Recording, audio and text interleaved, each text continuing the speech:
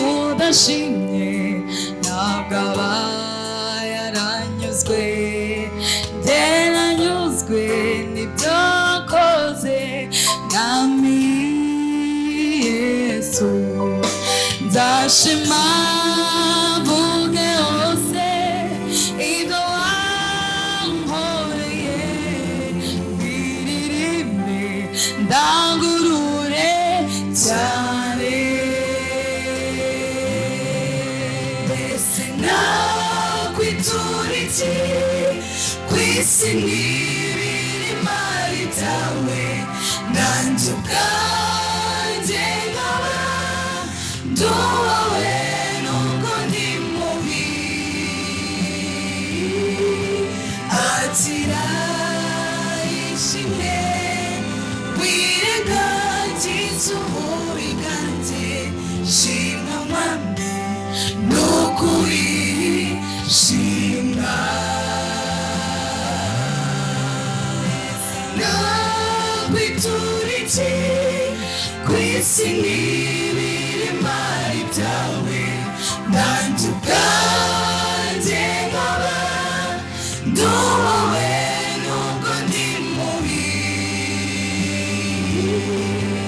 Akira ishimwe wirengagiza ububi bwanjye, shimwa mwami nukuri shimwa.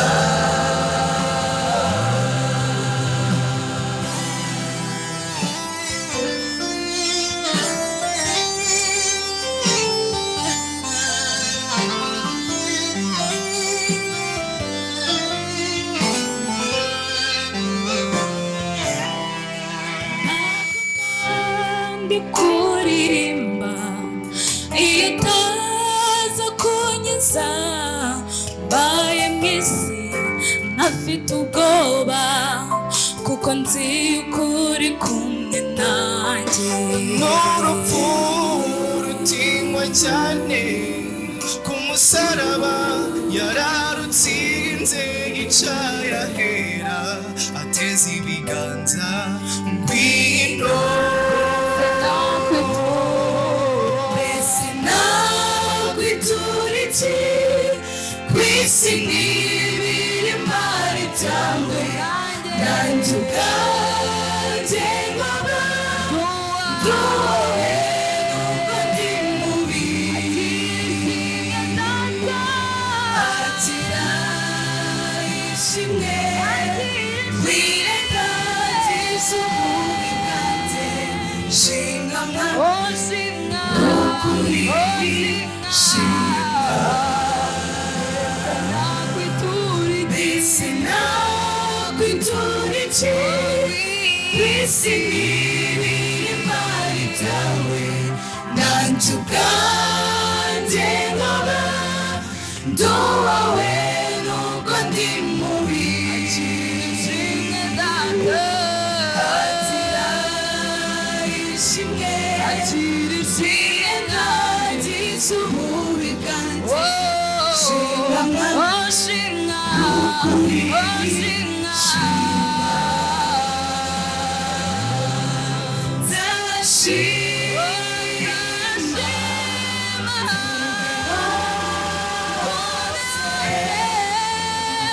Muririmbe ndamurora, nzashima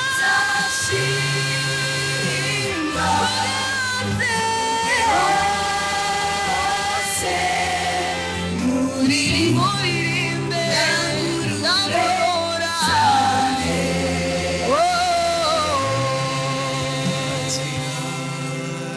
Ishimwe wirengagiza ububi bwanjye, Shimwa mwami nukuri shimwa. Shimwa.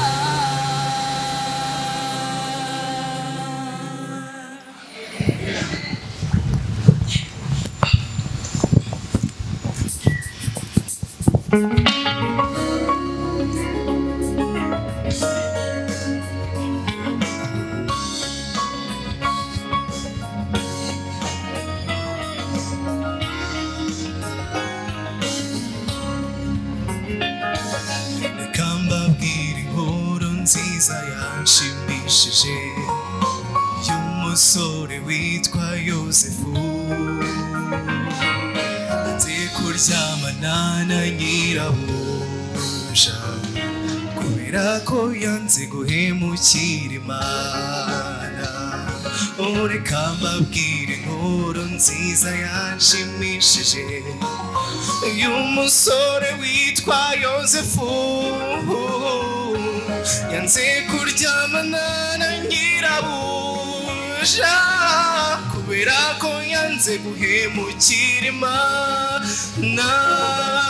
nawe tugira ubutwari bwa Yosefu ubera urugero bagenzi bawe. Imana izagufasha mu byo ukora umere nk'umusore Yosefu. Ngaho nawe tugira ubutwari bwa Yosefu ubera urugero bagenzi bawe. Imana izagufasha mu byo ukora umere nk'umusore Yosefu.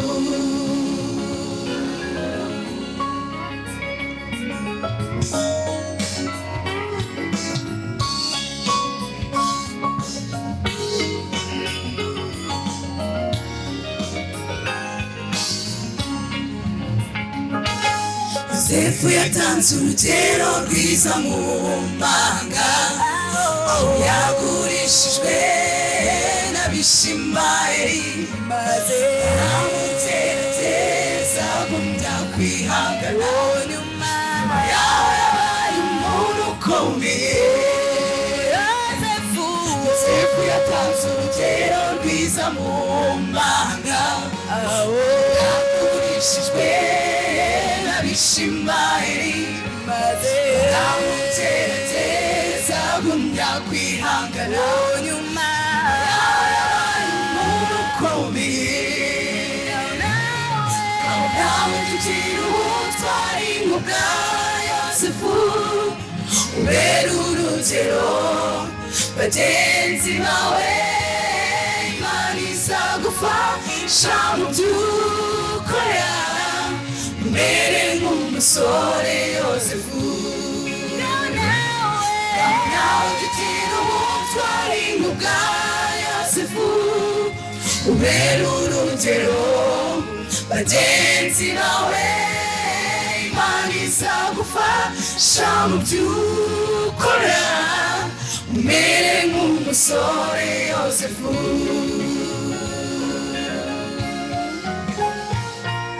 Hariho benshi hirya hino bagutegereje witeguye ute kubaha urugero ngaho hanga amaso umwami Yesu abigufashemo nawe ntazigera gutererana. Hariho benshi hirya hino bagutegereje witeguye ute kubaha urugero ngaho hanga amaso umwami Yesu abigufashemo nawe ntazigera gutererana. Nawe tugira ubutwari bwa Yosefu ubera urugero bagenzi bawe. Imana izagufasha mu byo ukora umere nk'umusore Yosefu. Ngaho nawe tugira ubutwari bwa Yosefu ubera urugero bagenzi bawe. Imana izagufasha mu byo ukora umere nk'umusore Yosefu umere nk'umusore Yosefu.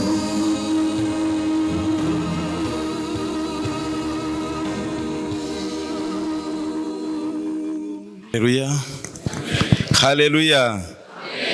Korari zimaze kuririmba hano, yaba korari yabanje na korari ivuyeho nonaha, mwese bene data, Imana iri mu ijuru ibaha umugisha.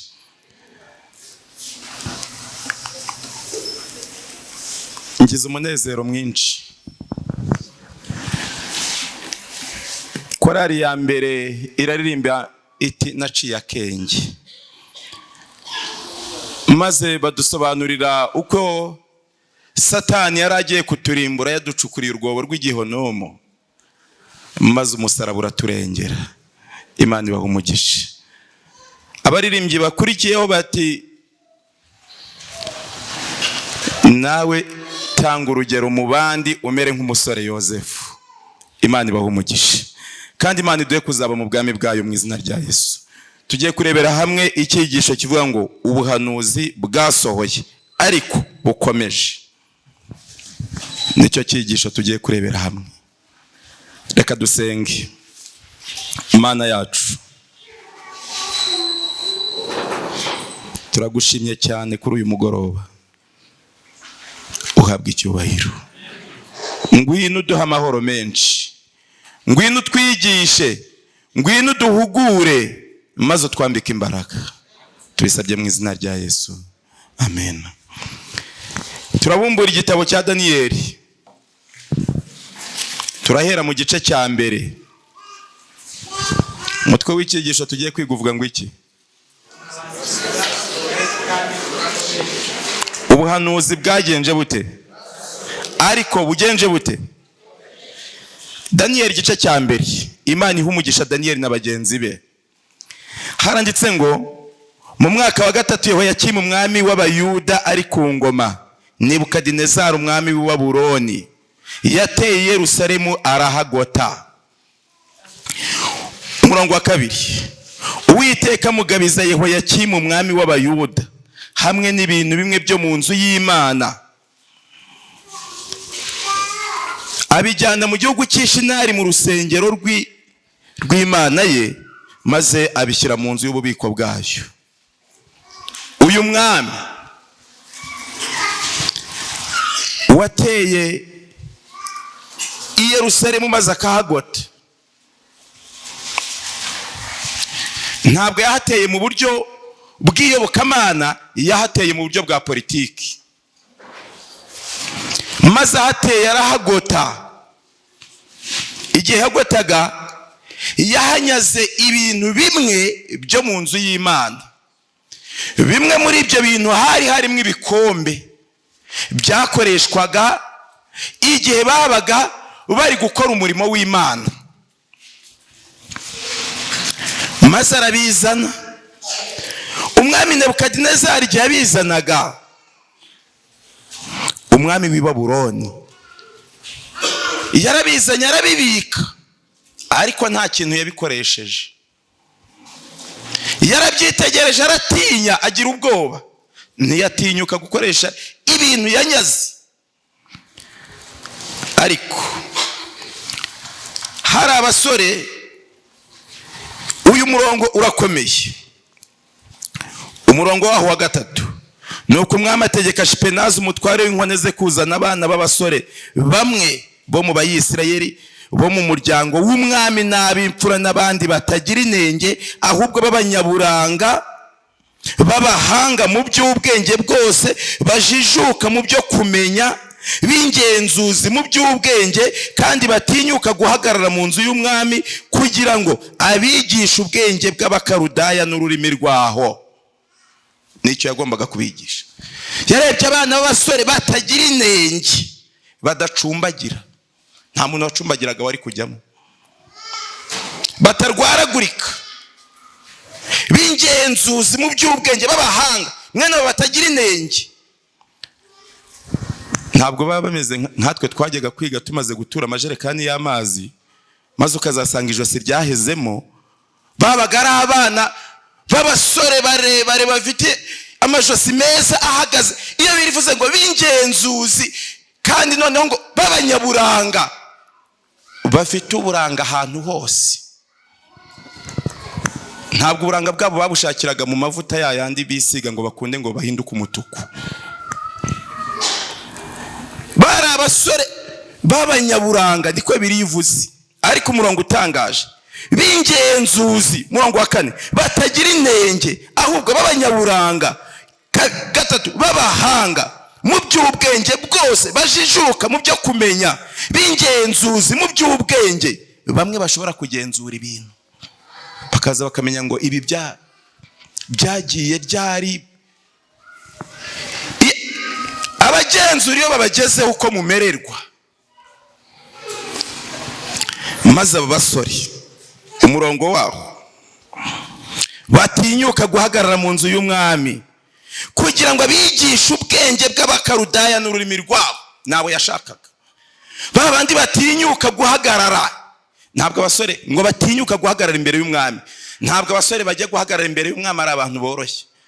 Bareba abasore beza, barebare, bafite imbaraga, bafite amaboko, bamwe bataruka, basimbuka, bakigishwa ibintu byinshi. Hano ngo bari abasore batinyuka guhagarara imbere y'umwami.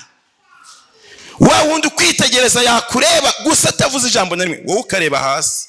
Yareba hirya ugatinyuka ukamureba, ati uwamureba uko yambaye gusa.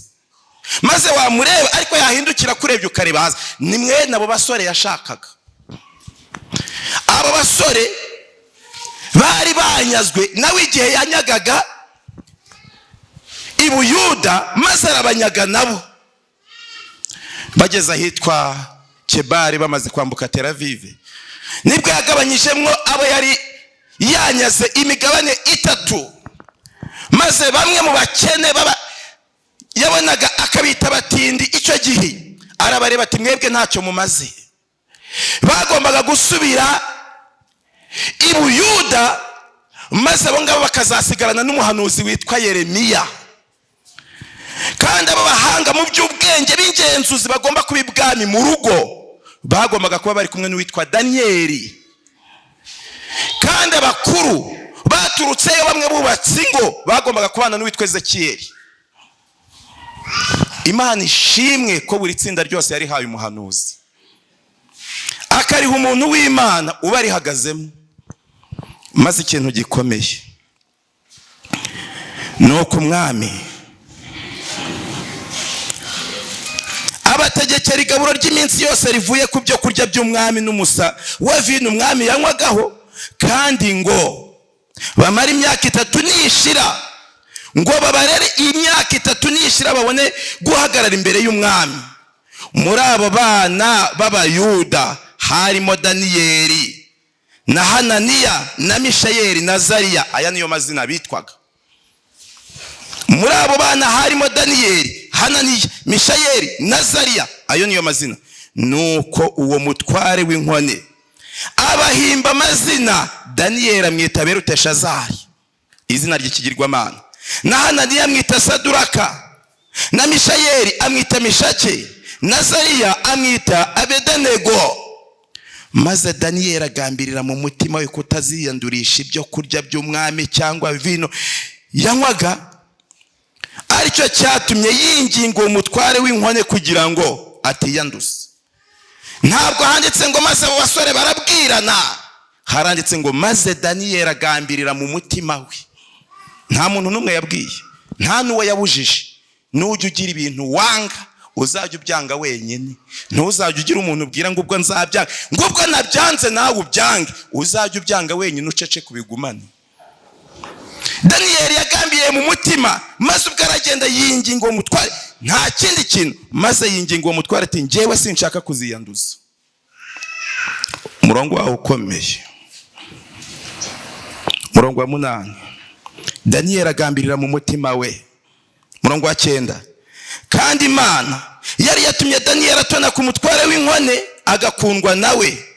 Nuko umutware w'inkone abwira Daniyeli ati ndatinya yuko umwami databuje wabategekeye ibyo muzarya n'ibyo muzanywa, kuko nasanga munanutse mudahwanye n'abandi basore mungana, muzaba munkize mu kaga gatera umwami kunca igihanga.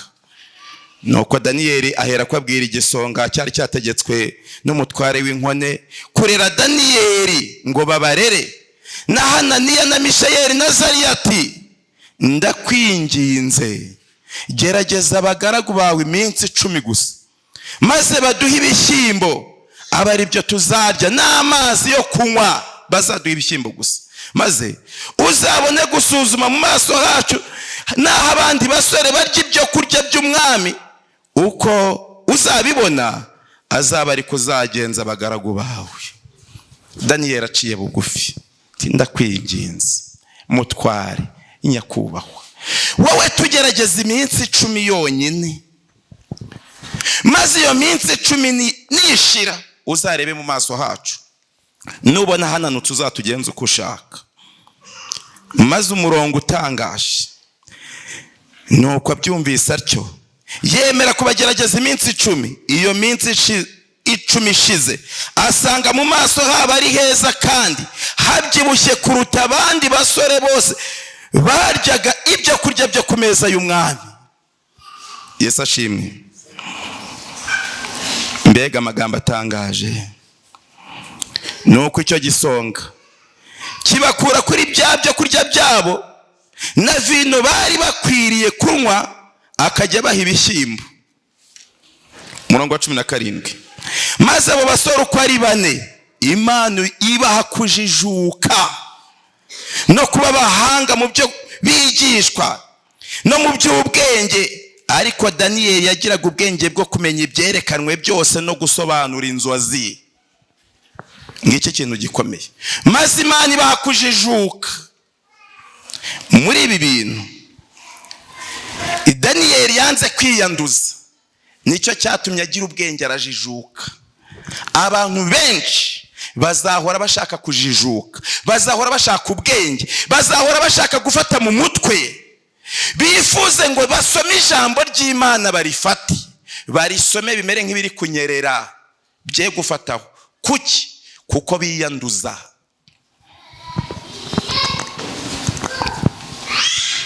Maze bigenda biti,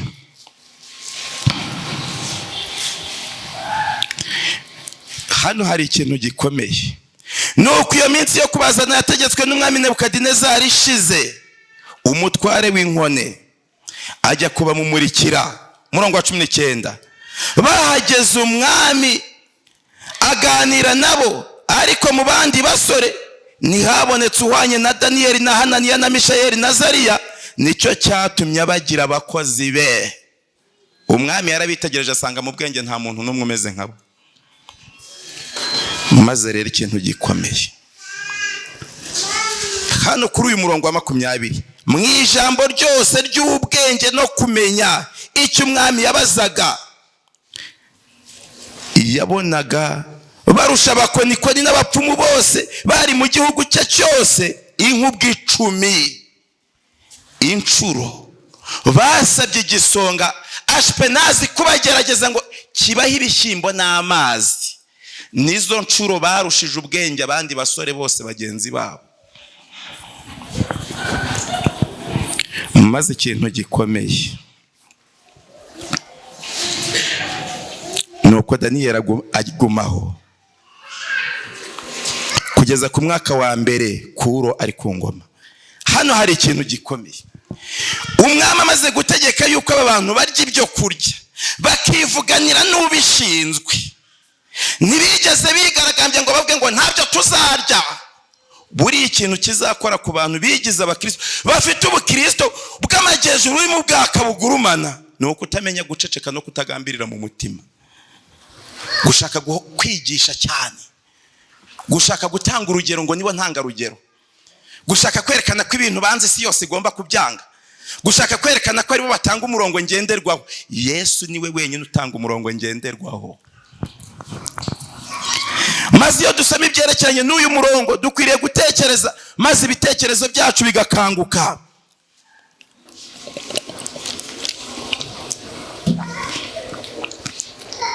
Maze Daniyeli yagambiriye mu mutima, ntawe yabwiye, nta n'uwo yabujije. Bibiliya iba yarabisobanuye. Daniyeli agambiriye mu mutima, na Saduraka na Mishayeli na Abedenego bari bagambiriye mu mutima. Ikintu cyanejeje kurenza ibindi, Hananiya na Azariya na Mishayeli na Daniyeli babahimba ayo mazina. Nta muntu n'umwe wigeze wanga izina bamuhimbye. Ngo kuki?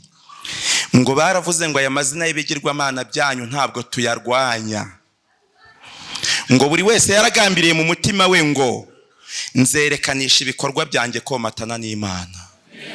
Amazina y'ibigirwamana ntazambuza kubana n'Imana.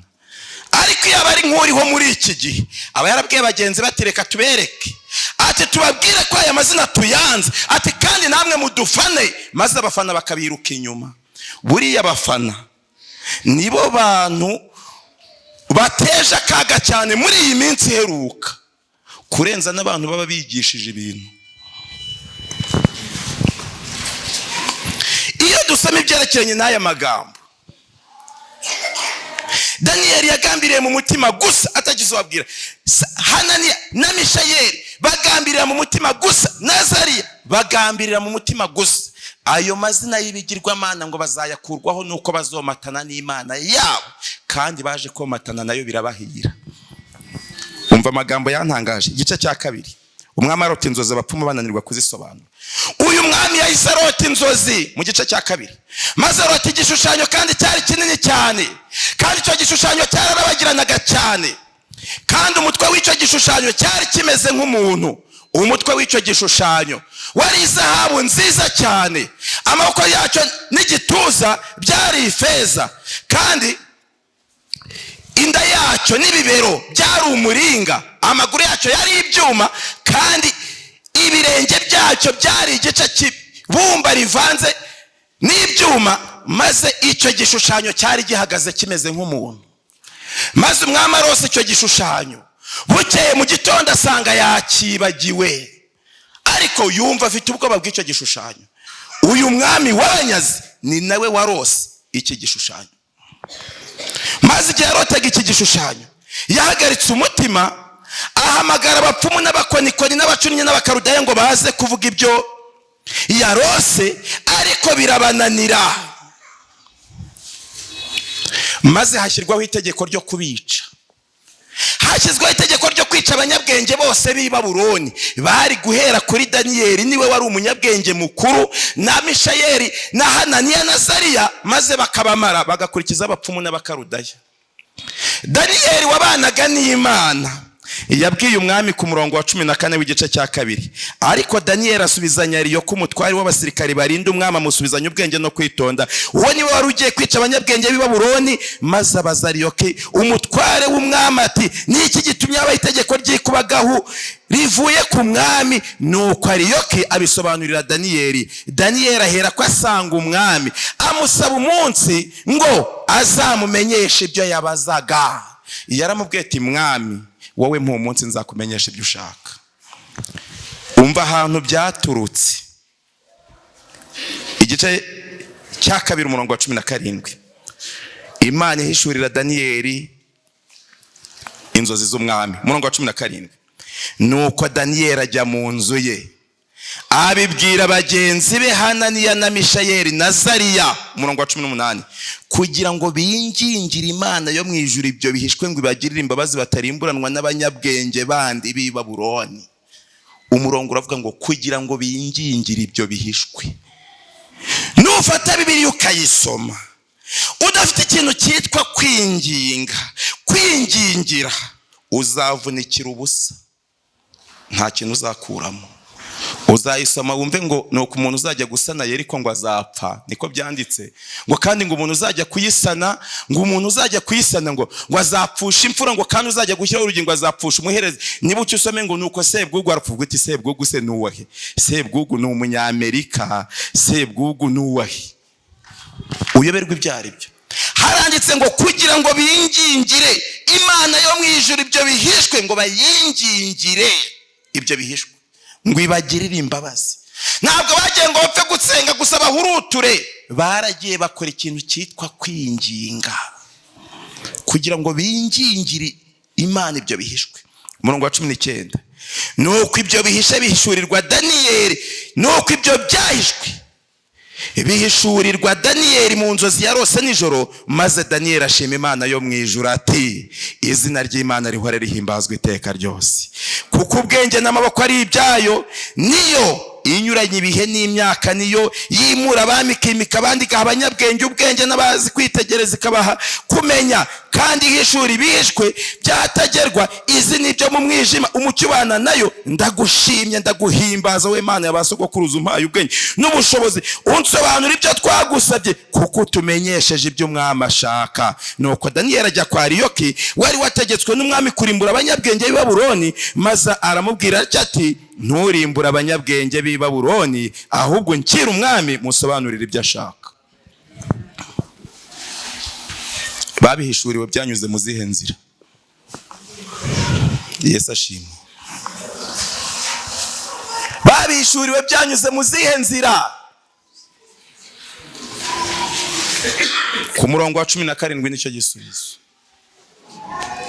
Daniyeli abibwira bagenzi be kugira ngo bingingire Imana yo mu ijuru. Ibyo bigenje bite? Abantu benshi icyo bazi muri iyi minsi ni ukuvuga gusa. Bafite umunwa ubasha kuvuga byinshi, ariko basenga gake. Ikintu cyitwa gusenga ngo bamenye aho igihe kigeze ntacyo bashoboye, bazi kubivuga gusa, maze bakagira abafana bameze nk'ababiruka inyuma. Umva amagambo ari hano. Inshuti yanjye, nimuve mu bufana mukurikire Bibiliya. Aya magambo arasobanutse neza. Maze Daniyeli asobanurira umwami inzozi ze. Yaramubwiye ati nyakubahwa, reka nsome umurongo ukuntu wantangaje. Umurongo wa 27. Daniyeli asubiza umwami ati ibyo bihishwe umwami yasobanuzaga nta banyabwenge babasha kubimenyesha umwami, cyangwa abapfumu, cyangwa abakonikoni, cyangwa abacunnyi, ariko mu ijuru hariho Imana ihishura ibihishwe. Imana ihishura ibihishwe iri hehe? Umurongo wa 29. Nuko ibyawe nyagasani watekerezaga uryamye bizaba mu gihe kizaza. Ihishura ibihishwe niyo yakubwiye bizaba. Ngo umwami yari yarose bizaba mu gihe kizagenza gite? Yahise amubwira ikintu yabonye. Ku murongo wa 31. Nyagasani wabonye igishushanyo kinini, kandi icyo gishushanyo cyari kinini cyane, kirabagirana cyane, cyari kiguhagaze imbere, kandi ishusho yacyo ikaba yari iteye ubwoba. Nuko icyo gishushanyo umutwe wacyo wari izahabu nziza cyane. Yesu ashimwe. Kandi igituza cyacyo n'amaboko yacyo byari ifeza, inda n'ibibero byacyo byari imiringa, amaguru yacyo yari ibyuma, n'ibirenge byacyo byari igice cy'ibyuma n'ibumba. Niko yamubwiye. Maze umwami aramwitegereza ati ibyo uvuze koko niko nabirose Daniyeli. Yesu ashimwe. Yarabyumvise umwami Nebukadinezari. Maze amaze kubyumva aramubwira ikintu gikomeye. Ku murongo wa 36. Nuko izo nizo nzozi, kandi turasobanura impamvu zazo aho imbere y'umwami. Nuko wowe nyagasani uri umwami w'abami, Imana yo mu ijuru yaguhaye ubwami n'ubushobozi n'icyubahiro, yaguhaye n'inyamaswa zose zo mu gasozi n'ibiki byose ngo ubiyobore. Umurongo wa 39. Kandi uzakurikirwa n'ubundi bwami budahwanyijwe n'ubwawe gukomera, kandi hazaba ubundi bwami bwa gatatu bw'imiringa. Maze amubwira ikintu gikomeye. Umurongo wa 41. Kandi nk'uko wabonye ibirenge byacyo n'amano ari igice cy'ibumba ry'umubumbyi n'igice cy'ibumba, niko ubwo bwami buzigabanyamo, ariko muri bwo hazaba gukomera nk'icyuma, nk'uko wabonye ibyuma bivanzwe n'ibumba. Yamubwiye ibintu bigize icyo gishushanyo. Umutwe wari izahabu, yaramubwiye ngo bisobanura ubwami bwawe. Aramubwira ngo kandi amaboko n'igituza byari ifeza. Yari amaboko abiri afashe ku gituza kimwe. Igituza ni kimwe, ariko amaboko yo ni abiri. Ubwo ari amaboko abiri afashe ku gituza, yamubwiye ati n'abami babiri bazaba bayoboye ingoma imwe, bazagukurikira bakagusimbura. Izaba ari ingoma yitwa y'Abamedi n'Abaperesi, ariko ingoma zaba ari imwe. Izaba iyobowe n'uwitwa Dariyusi na Kuro, niba bazagukurikira. Kandi hazaba ubundi bwami bwa gatatu bw'imiringa, buzaba buyobowe n'umusirikari witwa Alexanderi. Ati kandi hazaba ubundi bwami bwa kane. Ubwo bwami bwa kane ni ubwakuyeho ubwa Alexanderi, ubwami bw'Abaroma. Maze aravuga ati kandi ubwo bwami bwa kane aricyo gice cya kane kiri ku gishushanyo, kizaba ari ibyuma bivanze n'ibumba, ubukristo buvanze n'ubupagani i Roma.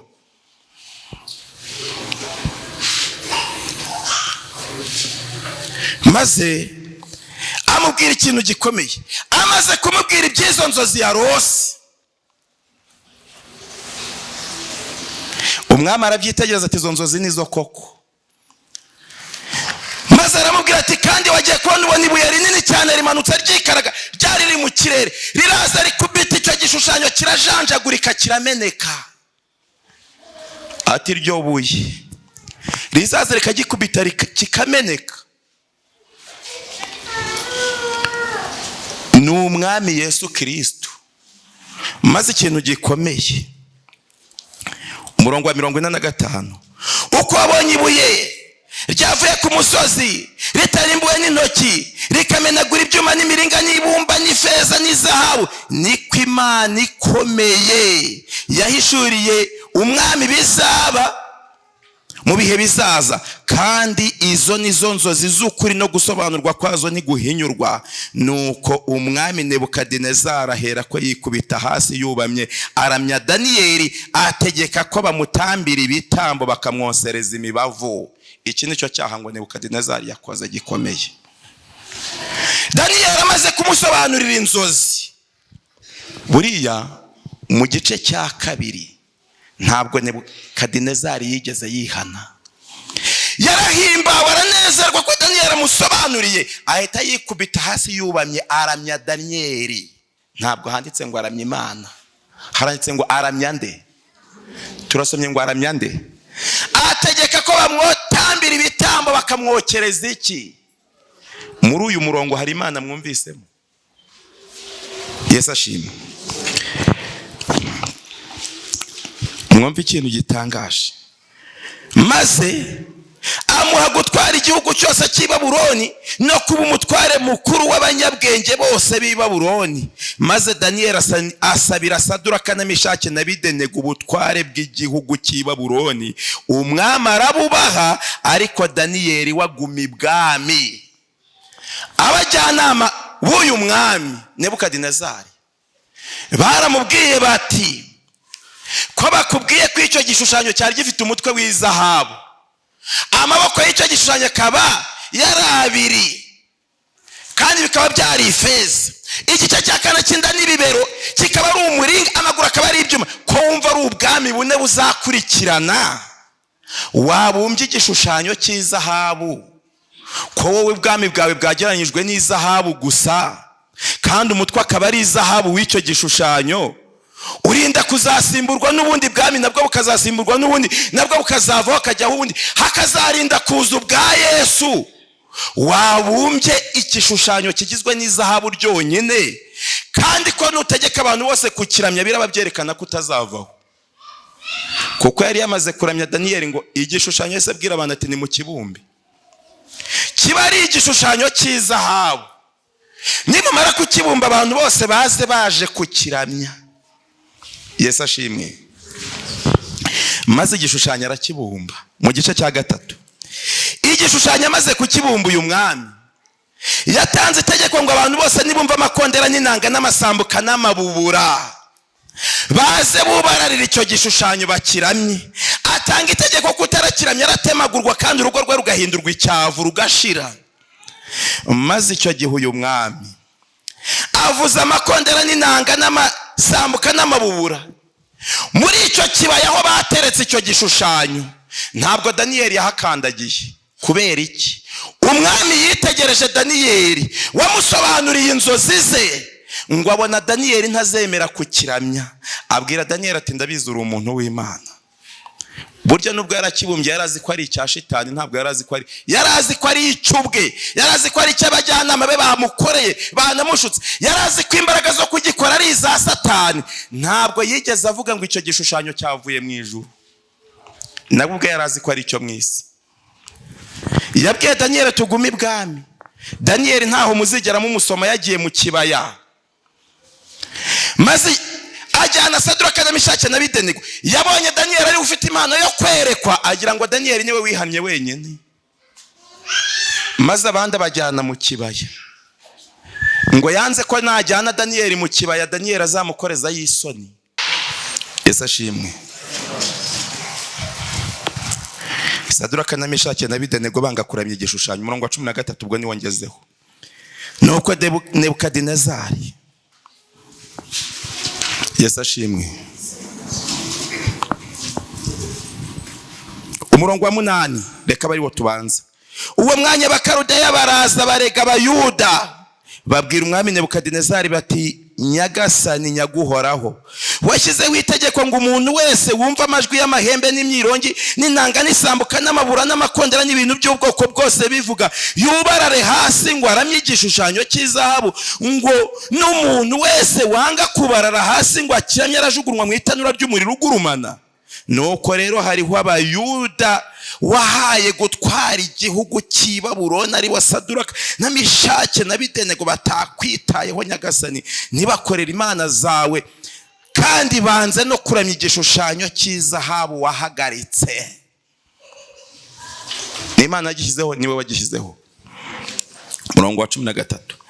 Nuko Nebukadinezari ararakara cyane, ategeka ko bamuzanira Abasaduraka na Meshaki na Abedenego. Nuko babashyira umwami. Nebukadinezari arabakabukana aravuga ati, mbese Saduraka na Meshaki na Abedenego nimwe mwabyitumye kudakorera imana zanjye no kutaramya igishushanyo cy'izahabu nakoze? Nuko noneho nimwumva amajwi y'amahembe n'imyirongi n'inanga n'amasambuka n'amabubura n'amakondera n'ibintu by'ubwoko bwose bivuga, mukemera kubarara hasi mukaramya igishushanyo nakoze, ni byiza. Ngo nibakiramya ni iki? Murongo wawo. Ariko nimutakiramya, ako kanya murajugunwa mu itanura ry'umuriro ugurumana. Mbese Imana iri bubakeze amaboko yanjye ni iyihe? Iri jambo yavuze niryo ryonyine ryagombaga guhita rivuguruzwa uwo mwanya. Yaravuze ngo mbese Imana iri bubakeze amaboko yanjye ni iyihe? Akivugira ijambo mu ijuru, Mikayeli yahise ahaguruka ngo aravuga ngo ubwo bivuze bitaraba, nta mwana w'Imana n'umwe urapfa. Mikayeli uwo mwanya yahise abivuga, ariko abasore bari bari aho batazi uko mu ijuru byitwaye, bari mu isi bategereje uko ibintu biri bugende. Saduraka na Meshaki na Abedenego basubiza umwami bati, kandi bavugiye rimwe, nta wavuze ngo ndasubiremo. Umwami yagiye kumva yumva bose baravuze, baramusubiza bati, Nebukadinezari, Yesu ashimwe, nta mpamvu ituma tugusubiza iryo jambo. Kandi ubwo bavugiye rimwe. Umurongo wa 17.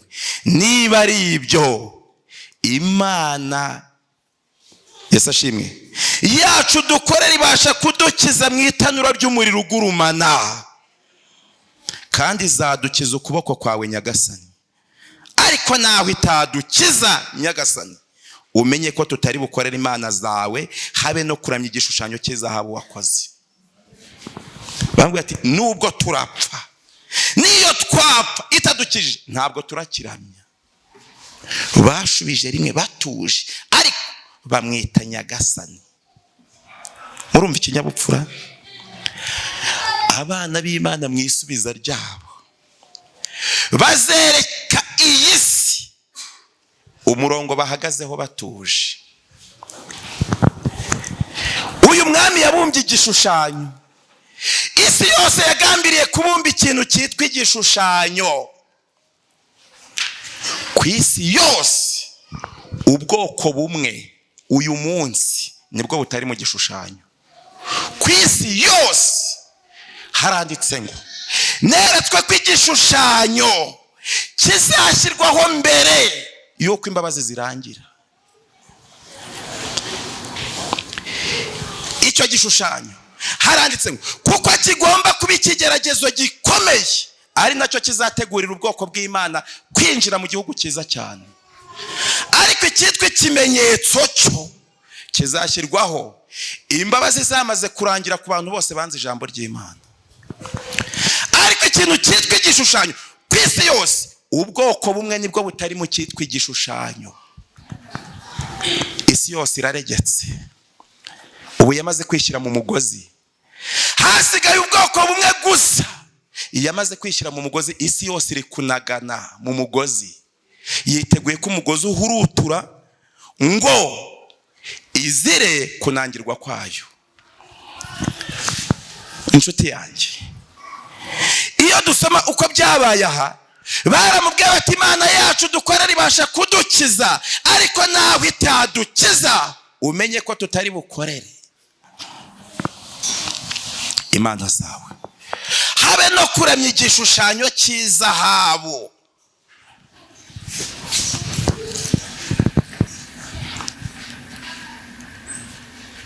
Ubundi ubuhanuzi buvuga ko kuvanga ukuri n'ibinyoma ari igishushanyo gikomeye. Inshuti yanjye, ndagira ngo dusome ibyerekeranye n'uyu murongo hano.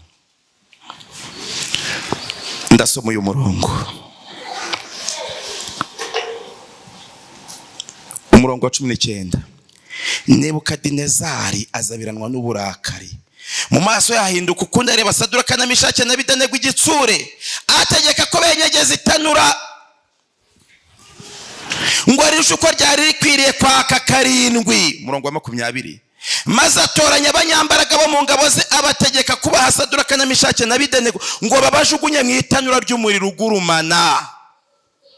Ntabwo niriwe mbabaza, buri muntu wese itanura rye rirateguwe. Kandi uko ibi bintu byabaye muri kino gihe bigasohora maze bakababazwa,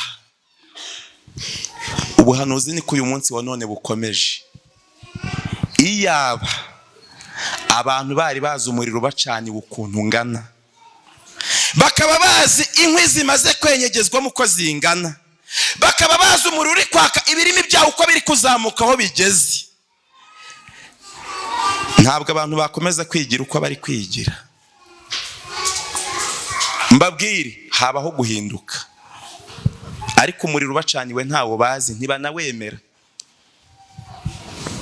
ariko uwo muriro uracana, itanura rirenyegejwe. Igishushanyo isi yose yahagaritse. Umuntu wese uzi ko atazakiramya agomba kubanza akamenya ko n'itanura rye riri kwaka. Maze mwumva amagambo akomeye ari hano. Yesu ashimwe. Umva amagambo ari hano.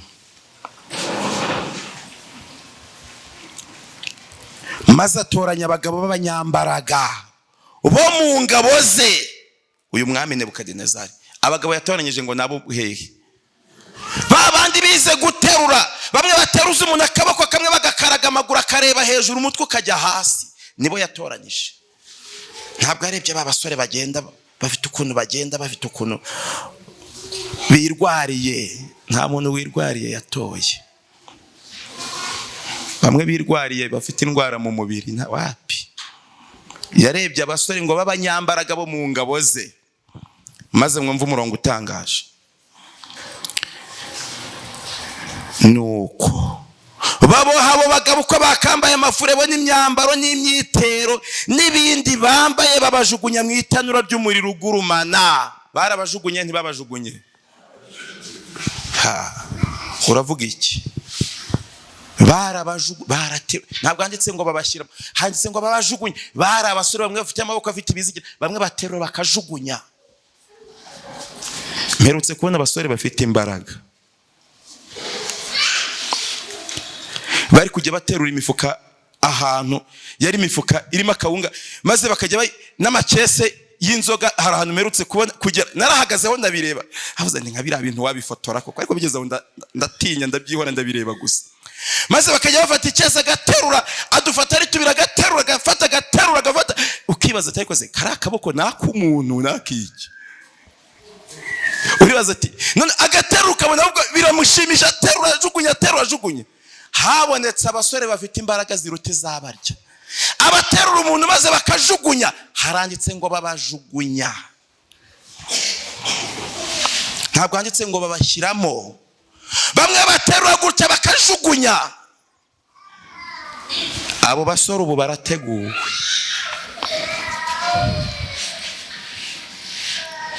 niba uzi ko utazaramya igishushanyo, ukaba uzi ko uzomatana n'Imana, witegure kujugunwa.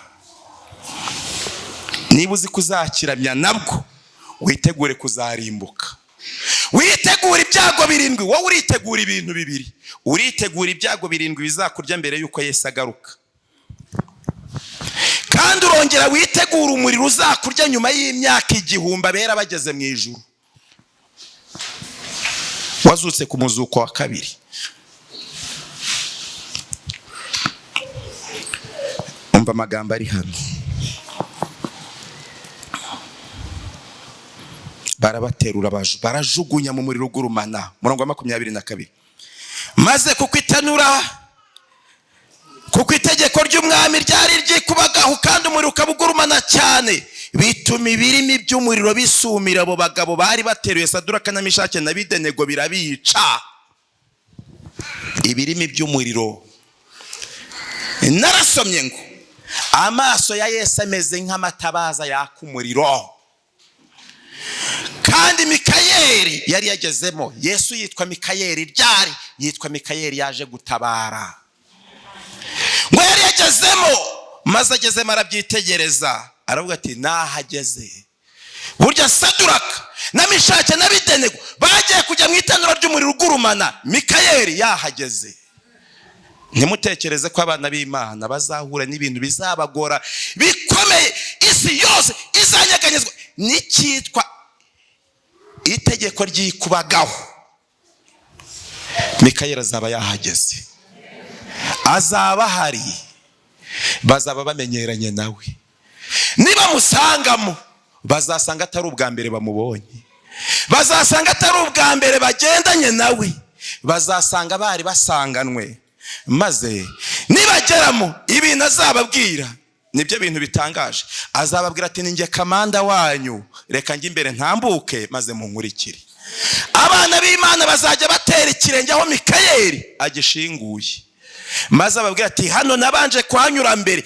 Azavuga ijambo rikomeye, azatubwira ati naje mu isi mvukira mu muntu, azavuga atariko nari mfite ikinzanye. Nimuzasoma umupagani cyangwa umupfumu cyangwa umukonikoni cyangwa umukayuda cyangwa umucunyi cyangwa undi muntu, mukazasoma ko hari undi muntu ibyo bintu byabayeho, muzahanyereke, ariko ntaho muzabibona. Ibi bintu byabaye ku bantu b'Imana gusa. Narebye ibintu biba ku bantu b'Imana, ndavuga ntari ko abantu b'Imana babaye bati, nabuze nibura abantu b'Imana ibyabo bimeze gute koko. Narebye ibintu biba ku bantu b'Imana maze ndabatinya. Reka mbabwire, nabakuriye ingofero. Ibintu biba ku bantu b'Imana nitegereje, ibi ngiye kubisoma, ariko ndabanza mbaho ingero z'ibyabaye ku bantu b'Imana. Narebye Abayisirayeli baterwa n'Abameleki. Abayisirayeli bamaze kwambuka inyanja itukura, Abameleki barabatangira ngo babatsinde mu nzira. Maze Mose nta kindi kintu yari afite, arambura amaboko ati Uwiteka Mana Nyiringabo we, afite agahinda. Uwo mwanya arambuye amaboko gusa atarwanye, Abameleki baratsindwa, barapfa, barashira. Bapfuye Abameleki, maze Mose amanura amaboko, ariko hari hagisigaye bamwe. Maze Mose amanuye amaboko, Abameleki barongera barashega, bararwana, babona bagiye gutsinda. Maze Abayisirayeli, Mose arongera azamura amaboko, maze Aroni na Huri barareba, basanga Mose ari kuzamura amaboko bagatsinda. Maze Aroni na Huri baragenda bazaniwe, baritega Mose, Mose aryicaraho. Amaze kuryicaraho, maze Aroni afata ukuboko kumwe, Huri afata ukundi kuboko, maze amaboko ya Mose arakomera. Maze Abayisirayeli batsinda uwo munsi kubwo kumanika amaboko gusa. Habuze n'abantu b'Imana n'abakuriye ingofero, habuze nibura babaye bateko, bumva bameze bata abantu b'Imana. Habuze nibura kuba umuntu w'Imana, uri umuntu w'Imana yari kumwe n'Imana, maze Imana ikamurwanira, we yumva ameze ati. Habuze n'ibi bintu turabyumva, ibintu mujya mubitekerezaho. Nasomye Yosuwa, mbona Yosuwa igihe yarari n'ingabo ze ziri mu kaga, maze mbona bari kurwana kandi babona burije kandi batarwana bwije. Uwo munsi batarwana bwije, babona uwo munsi wije bakitegura ko kurwana babihagaritse, barawuzi, namwe murawuzi. Baritegereza ati ko amasaha ageze yacu tukaba tutari mu Rwanda turabigenza dute.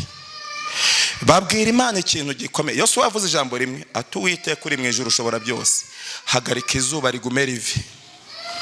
Hari saa 8 cyangwa nka saa 9, birakomeza biba saa 8, izuba rirakomeza rirava gusa. Nasomye Bibiliya navuze ariko Bibiliya buri imeze ite koko? Izuba rirakomeza, Abayisiraheli batsinda. Yosuwa amaze gutsinda nezerewe abwira Imana ati noneho turatsinze, uradutsindiye. Maze izuba ribona kurenga, burira batsinze. Naravuze nti buriya kubana n'Imana bimeze bite koko? Navuze ni inyungu iri mu kubana n'Imana. Navuze nti uwazabana n'Imana kumva uko bimera, yenda bikaba rimwe akabyumva rimwe, noneho yakumva uko bimeze bikazamutera gukomeza akiruka agana ku Mana. Naravuze nti kubana n'Imana biratangaje, ni kuriya bimera. Ko nabonye kutabana n'Imana ari igihombo. Mwumva uko byagendekeye aba basore bo. Bavuze ntaba basore bumvise bameze bati, umva uko bari bameze. Ariko Yesu ashimwe. Mbese mufite Bibiliya zanyu namwe? Murambure Bibiliya maze turebe uko byagenze. Igice cya 3 cya Danieli, umurongo wa 22 ndawusubiramo mpite nkomeza amanuke. Maze kuko itegeko ry'umwami ryari ryikubagaho kandi umuriro ukabugurumana cyane, bituma ibirimi by'umuriro bisumira abo bagabo bari bateruye Saduraka na Mishake na Abedenego birabica. Nuko ba bagabo batatu Saduraka na Mishake na Abedenego bagwa mu itanura ry'umuriro ugurumana hagati, uko bakaboshwe. Baguyemo uko bakagenje bate? Ariko ngiye kubasomera ikintu cyanejeje gikomeye. Umurongo wa 24, uwo mwanya umwami Nebukadinezari aratangara, ahaguruka n'ingoga, abaza abajyanama bati harya twajugunye mu muriro abantu batatu baboshwe? Nebukadinezari ngo mwumva uyu murongo reka ngusoze. Yesu ashimwe. Baramusubiza bati niko kwa Nyagasani. 25 arababwira ati dore ndareba abantu 4 babohowe bagenda mu muriro hagati kandi ntacyo babaye, ariko ishusho y'uwa 4 irasa n'iy'umwana w'Imana. Babajugunyemo bagenje bate? Nebukadinezari agiye kubareba. Haraho mwasomye babohorewe? Abari muri Kristo Yesu barabohowe. Nimuhumure ntimuboshye, keretse niba muboshye ku ngoyi ya Kristo. Iyo ngoyi ya Kristo yo niba tuyiboshyeho tuzakomeza tuyibohweho, tugome tubohanwe na Kristo, kuko kubohanwa nawe ni umunezero. Ariko bari muri Kristo Yesu babohowe ku ngoyi ya Satani. Abari muri Kristo Yesu barabohowe. Aravuga ati dore ndareba abantu 4. Ntabwo avuze ngo Nebukadinezari ubwe yageze yaracanganyukiwe, gucanganyukirwa. Maze ageze aritegeze, yarabaje bajyana twajugunya abantu bangahe mu muriro? Baramusubiza bati twajugunye mu muriro abantu 3 kandi baboshye. Ariko ahita avuga ati dore ndareba abantu 4 babohowe. Umurongo ukomeye, nta nuganditse ngo bari mu muriro, haranditse ngo bagenda mu muriro hameze hate. Yesu ashimwe. Dore ndareba abantu 4 babohowe bagenda mu muriro hagati. Umurongo wa 25, kandi ishusho y'uwa 4 irasa n'iy'umwana w'Imana.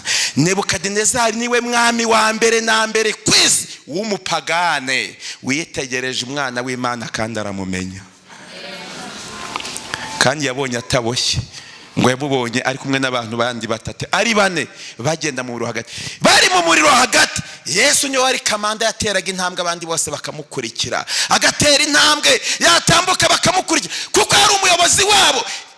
Nebukadinezari yihamirije ko abonye abantu 4 babohowe bagenda mu muriro hagati, kandi ababateruye bajya kubanagamo ibiri mu by'umuriro nibo byasumiye, maze birabakurura bibashyiramo birabica. Aho Satani ashaka n'ingabo ze bashaka kuzashyira ubwoko bw'Imana, bizasoza ubwoko bw'Imana butagiyeyo, ahubwo abashakaga ko ubwoko bw'Imana bushira niba bazashira, ubwoko bw'Imana bizasoza bugiye mu bwami bw'ijuru, bizasoza ubwoko bw'Imana bugiye aho badapfa, maze buzabane na Kristo umwami wacu wazutse akaba yaratsinze urupfu. umva ikintu kinejeje kiri hano mu ijambo ry'Imana. Yesu ashimwe. Nebukadinezari yigira ku muryango w'itanura ry'umuriro ugurumana, aravuga ati yemwe ba Saduraka na Meshaki na Abedenego, mwabagaragu b'Imana isumba byose mwe, nimusohoke muze hano. Nuko Saduraka na Meshaki na Abedenego bahera ko bava mu itanura ry'umuriro ugurumana, maze abatware b'intebe n'ibisonga byabo n'abanyamategeko n'abajyanama b'umwami baraterana, bareba abo bagabo basanga umuriro utashoboye kugira icyo batwara, kandi n'umusatsi wo ku mitwe yabo utababutse, n'imyambaro yabo ntacyo yabaye, habe ngo wakumva n'umuriro ubanukaho. Kwa kundi abantu baba mu nzu bacanamo, ababaye mu nzu bacanamo kera mu cyaro murabizi, wajyaga kwambara imyenda ukabanza ukayigira neza kugira ngo umuriro utaza kumera nk'uko hano babivuze. None hano haranditse bavuye mu muriro, kugeza ubwo bayihumuriza ngo bumve ko n'umuriro ubanukaho, bumva umuriro. Baravuze ati ariko se buri umuriro bari barimo n'umuriro nk'iyindi miriro.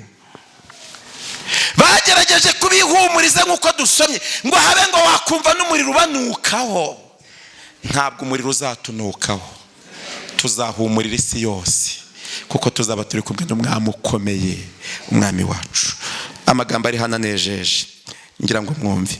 Umwami ahimbaza Imana y'abasaduraka. Nebukadinezari aravuga ati Imana ya Saduraka na Meshaki na Abedenego ishimwe. Hari ubwo none hatambiye ibitambo Daniyeli, hari ubwo bitambiye Saduraka na Meshaki na Abedenego.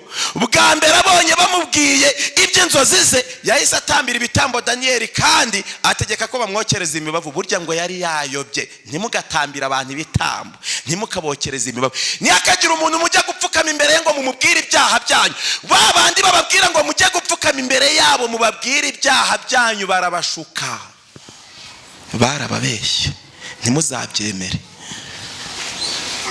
Iri kosa Nebukadinezari yakoze ryari rimukozeho, ryari rigiye gutuma atabona ubugingo.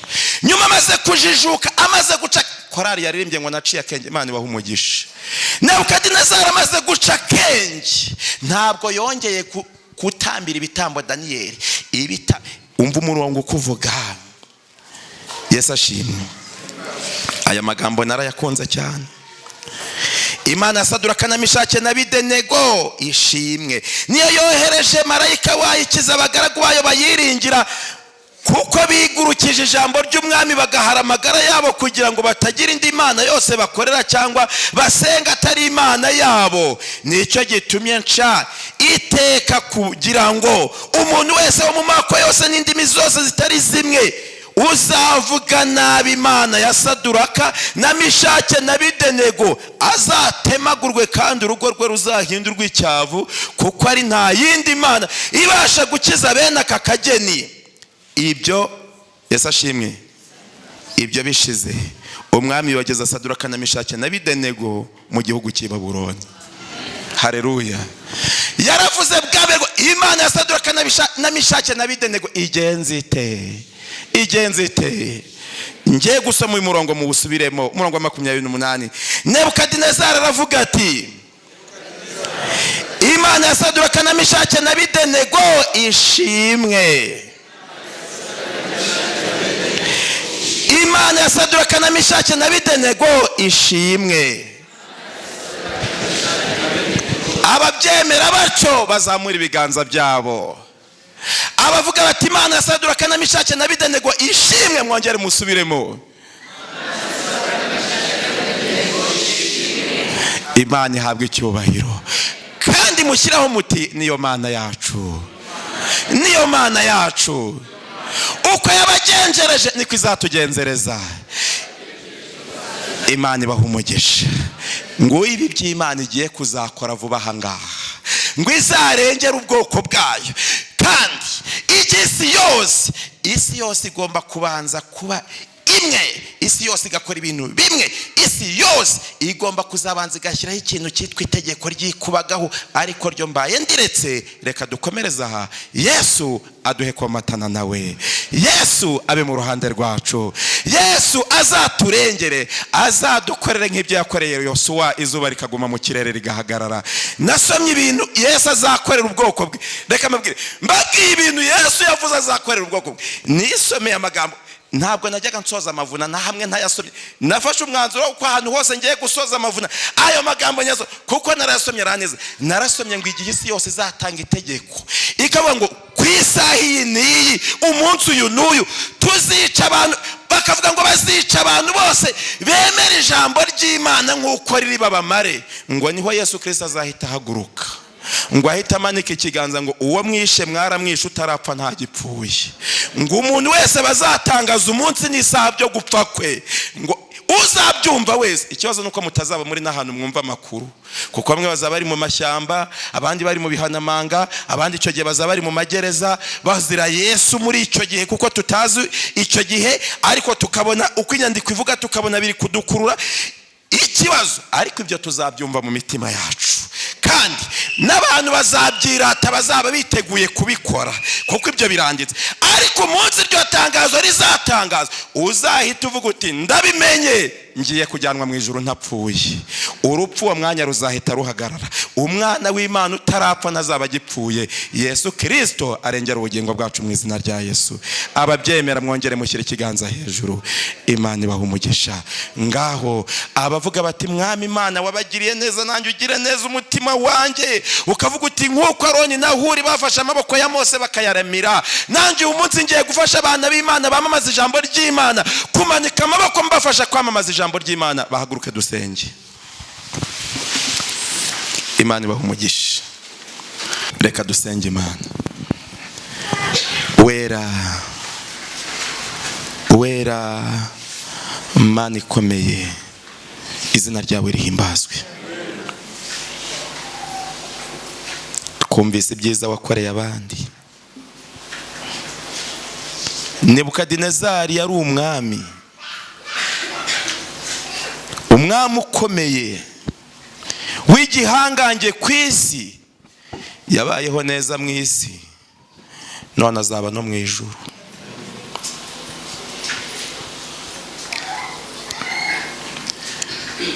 None twebwe abantu boroheje mu isi no kuzaba mu bwami bw'ijuru twarabyanze kubw'imico yacu mibi.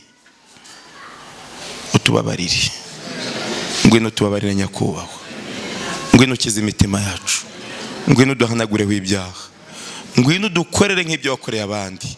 Umwuka wera natugenderere, adutere guhinduka, aduhe kwambara imbaraga, maze twange Satani, dukunde Yesu, dushyirweho ikimenyetso. Bidukorere kuri uyu mugoroba, tubisabye mu izina rya Yesu. Amen.